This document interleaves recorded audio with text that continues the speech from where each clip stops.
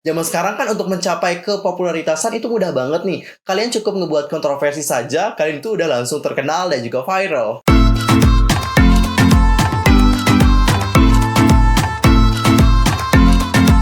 Annyeonghaseyo Chungidul, Yusrokim Imnida, welcome back to my channel. Nah, gimana sih kabar kalian hari ini? So fine, so good, nothing problem bukan ya? Dan buat kalian semua nih yang punya problem, keep fighting ya guys, don't give up. Oke, untuk hari ini kita akan masuk ke dalam segmen K-popers bersuara dan ngebahas kenapa sih banyak yang memplagiat musik video K-pop. Tahan dulu, sebelum kita bahas bersama-sama, pastikan dulu untuk bantu perkembangan channel aku supaya menjadi channel K-pop terbesar dengan informasi seputar dunia per-K-popan yang pastinya terlengkap dan juga ter-up to date. Kalian bisa langsung subscribe, bunyi loncengnya, seperti juga buat like and comment, serta share juga kepada teman-teman K-popers yang lain. Tanpa basa-basi lagi, langsung aja yuk guys, kita bahas bersama-sama. Nah cinggu, seperti yang kalian tahu, di awal tahun atau baru-baru ini itu udah banyak banget kasus plagiat dari musisi yang memplagiat musik video dari K-pop. Untuk simpelnya aja kita mulai dulu dari awal banget, dari awal tahun. Ada juga kasus yang mana kasusnya juga sempat ngebuat heboh dunia per-K-popan. Jadi ada seorang penyanyi India yang lagi-lagi memplagiat musik video dari K-pop. Kalian pasti tahu penyanyi yang aku maksudkan siapa? Ya, bener banget. Penyanyi yang aku maksudkan adalah Tony Kakar. Waktu itu kita juga sempat ngebahas ya, dan juga udah nonton videonya gimana. Masih inget nggak dengan yang Kebuti?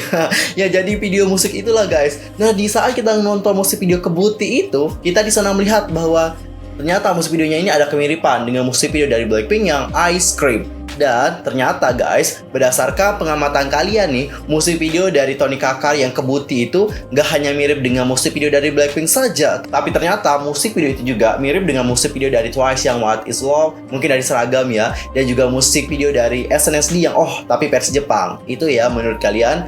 Dan ternyata guys, tidak hanya memplagiat di musik video itu saja, tapi Tony Kakar ini juga melakukan plagiarisme terhadap musik video dari B1A4 yang Like a Movie, dan juga musik video dari H1 yang Beware dalam karyanya yang bertajuk Sona Sona. Nah, saat itu banyak sekali yang memprotes Tony Kakar, banyak juga yang mengkritiknya, gak hanya melalui YouTube saja tapi juga melalui Twitter. Tapi sampai sekarang aku belum mendapatkan kabar apakah Tony Kakar ini telah meminta maaf atau tidak, karena belum ada berita sama sekali nih guys. Aku juga udah searching dari dulu banget, dan tadi juga udah aku searching, tapi aku belum mendapatkan berita bahwa Tony Kakar ini melakukan klarifikasi dan juga meminta maaf atas apa yang ia lakukan. Serius guys, sampai sekarang itu belum ada. Dan sekarang kita akan masuk ke kasus yang kedua. Ini juga kasusnya lumayan besar sih, sampai yang melakukan hal itu ngebuat konferensi pers guys untuk meminta maaf secara langsung. Gila nggak sih? Kalian pasti udah tahu dong, kemarin juga udah sempat kita bahas. Nah, artis yang aku maksudkan di sini adalah Mio. Jadi Mio ini merupakan seorang aktor ternama yang berasal dari Thailand. Dia juga musisi juga sih. Kemarin dia ini udah ngerilis sebuah musik video cover. Judulnya adalah Afterglow. Kalau nggak salah itu adalah lagu dari Ed Sheeran. Nah, ternyata setelah dilihat-lihat nih, kok musik videonya ini mirip nih dengan musik video cover dari si Jaehyun NCT 127 atau NCT,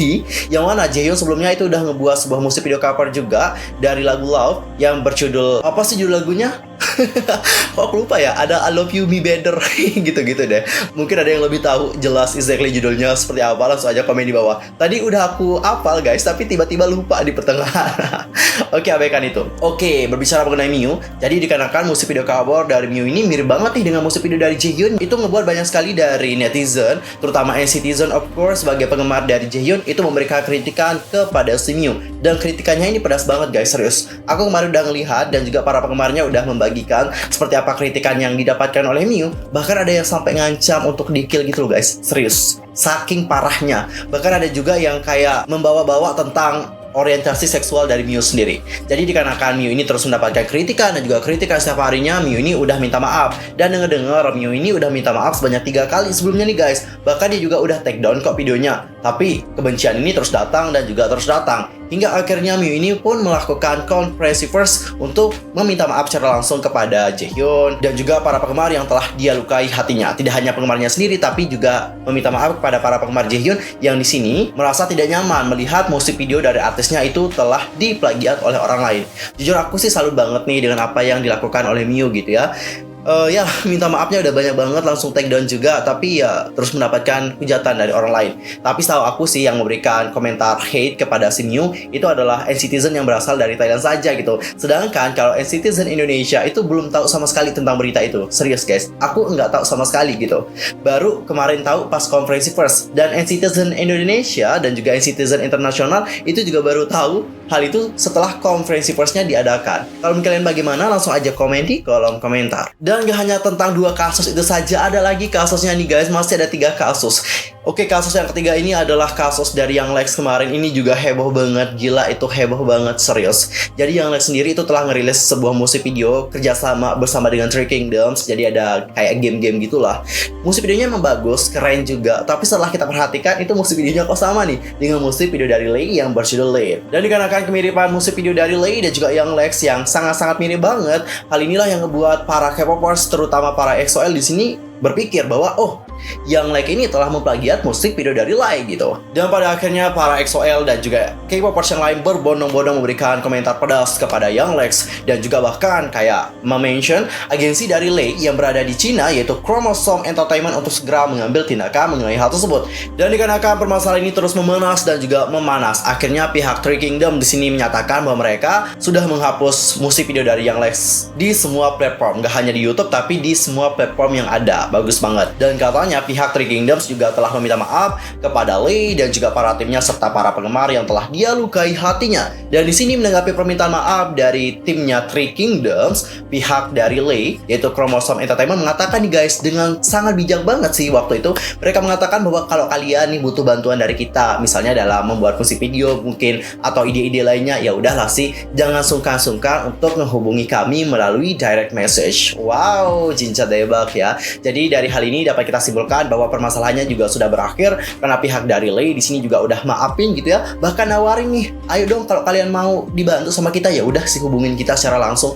Benar sih, aku rasa itu adalah suatu hal yang harus dilakukan gitu ya. Daripada kayak gini gitu ya, sebelum minta izin tapi udah pakai karya orang lain. That's not good gitu. Seharusnya minta izin dulu nih sama pemilik karyanya baru boleh dipakai. Soalnya pihak dari Lay juga nggak pelit-pelit kok. Mereka mau ngasih gitu ya. Dan tak hanya mengenai masalah dari Lay saja, tapi ada masalah juga yang mana kali ini ada aktris asal Cina yang diduga telah menjiplak konsep album dari Baekhyun EXO. Jadi pada tanggal 7 Maret situs media Cina melaporkan bagaimana aktris Song Zu juga dikenal sebagai Larina Song menjiplak sampul album anggota EXO yaitu Baekhyun pada tanggal 6 Maret. Aktris tersebut membagikan serangkaian foto ke akun Weibo pribadinya dan foto di tengah set yang dibagikan langsung menarik perhatian para pengikutnya. Foto tersebut diduga menjiplak sampul album anggota EXO, Baekhyun, untuk City Lights yang merupakan album debut Extends Play Baekhyun dan dirilis pada tahun 2019. Dan banyak orang mencatat bahwa hanya ada sedikit perubahan pada sampul album tersebut.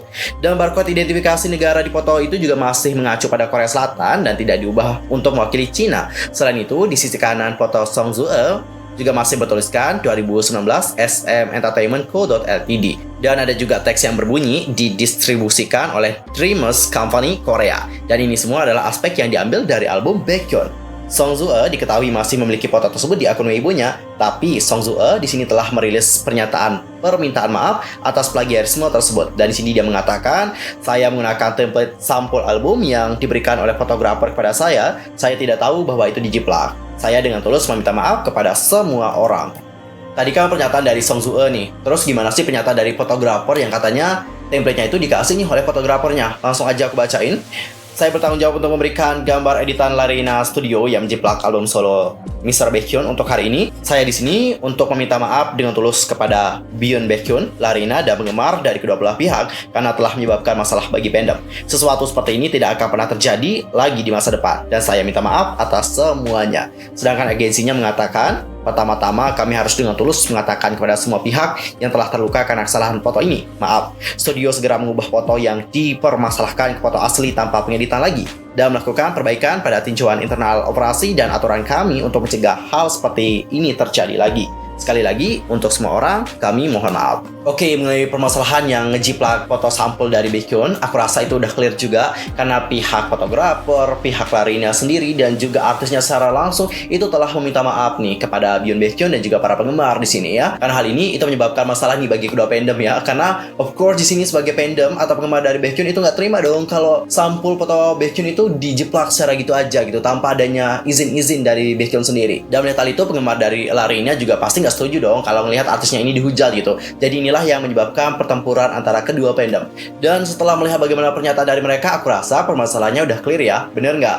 Dan sekarang kita akan masuk ke permasalahan yang terakhir. Ini juga masalahnya lumayan besar karena ada sebuah program di Cina di mana program di Cina ini itu kayak memplagiat bagaimana penampilan dari The Boys di Mnet. Jadi pada tanggal 27 Februari, program Shine Super Brother itu menayangkan pertunjukan yang membuat Tobis atau penggemar dari The Boys dan para K-popers sini kayak merasa heran nih guys. Jadi pertunjukan itu memiliki konsep kerajaan dan juga ksatria. Dalam program Tionghoa, para pemain menggunakan kereta serta pedang bersilang untuk memamerkan motif kerajaan mereka. Meskipun pertunjukan itu sangat disukai oleh para penonton di Tiongkok, tapi setelah dilihat-lihat kok penampilannya itu mirip nih dengan The Boys. The Boys sendiri memiliki konsep dan properti yang hampir identik dengan mereka. Penampilan The Boys yang diunggah ke media sosial pada tanggal 6 Desember 2020 itu juga menggunakan 2 buah kereta dalam koreografi dan juga pedang bersilangnya.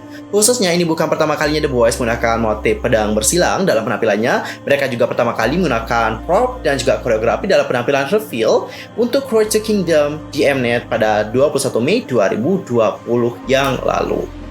Dan di sini banyak yang berkomentar dan mengatakan bahwa kinerja The Boys lebih baik, yang menyatakan bahwa yang asli akan selalu menjadi yang terbaik. Dan yang lain menyatakan bahwa mereka tidak percaya pertunjukan bisa begitu terbuka dan jelas meniru penampilan dari Mama, sebuah acara penghargaan yang terkenal di Asia. Sementara itu, beberapa orang menyatakan bahwa mereka tidak lagi terkejut bahwa artis Cina meniru K-pop dengan mengatakan bahwa itu sudah menjadi hal yang lumrah dalam dunia hiburan Cina.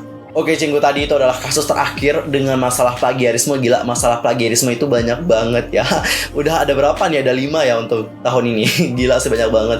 Dan untuk masalah program tersebut, aku sih belum mendengar apakah mereka di sini sudah memberikan klarifikasi atau tidak ya mengenai penampilan dari The Voice yang diciplak oleh mereka dalam program Shine Super Brother. I don't know, sampai sekarang aku belum mendengar klarifikasi dari mereka sih.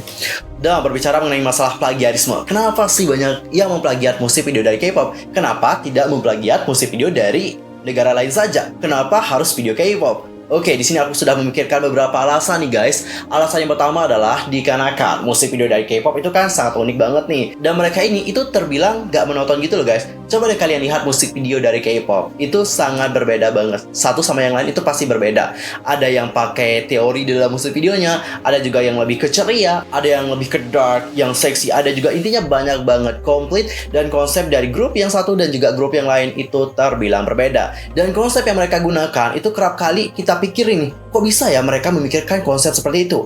Apalagi ada musik video yang berhubungan dengan teori, itu lebih buat kita mumet lagi dan buat kita berpikir kok staffnya pintar banget ya. Apalagi staff-staff yang berasal dari SM Entertainment, Big Hit Entertainment, itu kan kalau udah ngebuat teori dalam musik video mereka itu nggak main-main. Makanya nih kalau ada yang memplagiat musik video mereka, terutama musik video dari Big Hit dan juga SM Entertainment, itu pasti banyak yang geram nih guys. Karena khusus kedua agensi ini, di saat mereka ngebuat sebuah musik video, itu benar-benar ngeluarin biaya yang banyak. Karena proses pembuatan cerita di dalam videonya itu sangat mahal banget. Jadi seandainya kalau ada yang memplagiat musik video mereka, gak heran sih kalau banyak yang marah. Terutama dengan musik video Lai yang kemarin, aku gak heran nih kenapa banyak yang marah gitu. Karena musik video Lai itu merupakan salah satu musik video yang sangat aku suka banget. Karena musik videonya sangat estetik, eksentrik, dan juga sangat futuristik, artistik juga. Apa yang kalian cari di sana itu ada. Visual, dance, cerita, sejarah, intinya lengkap banget. Dan di saat ada yang memplagiat secara tiba-tiba gitu ya, tanpa adanya permintaan izin dulu dari pihak agensi, of course, di sini para penggemar itu sangat marah banget dengan tindakan seperti itu. Karena tindakan seperti itu termasuk tidak menghargai musisi yang lain. Jadi itu sih alasannya kenapa banyak yang memplagiat musik video K-pop, karena musik video K-pop itu berbeda dan juga sangat unik, sehingga banyak yang terinspirasi dari sana. Terinspirasinya juga kelewatan banget. Seharusnya kalau terinspirasi ya, itu harus berpikir nih gimana sih cara ngubahnya gitu supaya nggak mirip banget. Jangan sampai dibuat mirip dong dengan musik video terbarunya. Alasan yang kedua mungkin di sini adalah dikarenakan mereka ini kayak pengen cari sensasi gitu. Kan ada nih orang yang ngebawa sensasi juga supaya mudah ter-up, namanya terkenal juga. Terutama dengan musik video K-pop. Karena musik video K-pop itu kan booming banget nih mendunia. Banyak juga K-popers. Gak cuma di Indonesia doang, gak cuma di Malaysia doang, gak cuma di Korea doang, gak cuma di Filipina dan sebagainya. Tapi gelombang Hallyu ini sudah menyebar di beberapa negara, nggak hanya di Asia tapi juga di belahan benua lainnya. Jadi dengan hal inilah kalau mereka di sini menjiplak musik video K-pop kan nanti banyak yang notice mereka, oh ini loh yang kemarin ngeplagiat musik video dari Blackpink, oh siapa dia, oh gitu. Jadi kan orang-orang kenal nih dengan orang tersebut gitu loh guys. Dan nantinya ini juga memberikan kunjungan baru nih buat dia gitu. Nggak cuma di YouTube doang, tapi juga di profile Instagram, TikTok, dan sebagainya. Itu pasti banyak yang kunjungi gitu. Karena banyak yang ingin bersilaturahmi untuk memberikan komentar-komentar pedas. Bener nggak? Zaman sekarang kan untuk mencapai kepopularitasan itu mudah banget nih. Kalian cukup ngebuat kontroversi saja, kalian itu udah langsung terkenal dan juga viral. Bener nggak? Udah banyak kok yang kayak gitu. Nggak cuma di Indonesia doang guys, tapi di beberapa negara juga ada yang kayak gitu. Karena di zaman sekarang memang persaingannya seperti itu. Kalau nggak kayak gitu ya udahlah sih, gitu-gitu aja, pasti mentok banget gitu kalau mereka malas berusaha gitu ya. Ya kita harap sih ya, semoga kedepannya itu tidak ada lagi yang memplagiat musik video K-pop. Seandainya mereka di sini memang terinspirasi gitu ya, atau pengen menggunakan ide dari musik video itu, ya udah harus minta izin dulu sama pemilik karya originalnya sebelum mereka menggunakan karya tersebut di karya terbaru mereka. Sekian aja ya untuk hari ini. Aku mohon maaf kalau ada salah baik dalam ucapan, sikap, tindakan, dan sebagainya. I'm so sorry banget. Dan mungkin ada salah informasi, silahkan koreksi aku dengan cara komen di bawah. See you next time. Cinggu di video berikutnya. I'm sorry pamit. Annyeong. Kamsahamnida.